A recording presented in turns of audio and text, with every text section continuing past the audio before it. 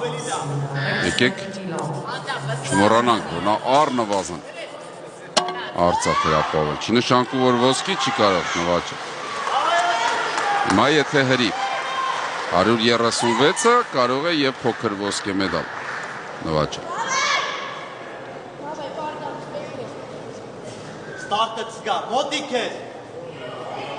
Տեսնում եք ինչ արժեցավ Ամրոյանին 0 ստանալը փոքուն վարժությունը։ Կանգնեց։ Հրեց ու կանգնել է պետք, կուղվել է պետք գերազանց է, այս ա գերազանց է յար։ Այս ա պայքար է, չհուսահատվեց 0-ից հետո Արնա Ամրոյանը և հրում վարժությունում նա հայլուն ելույթ է ունենում, 125-ից սկսեց 136-ով ավարտեց և այս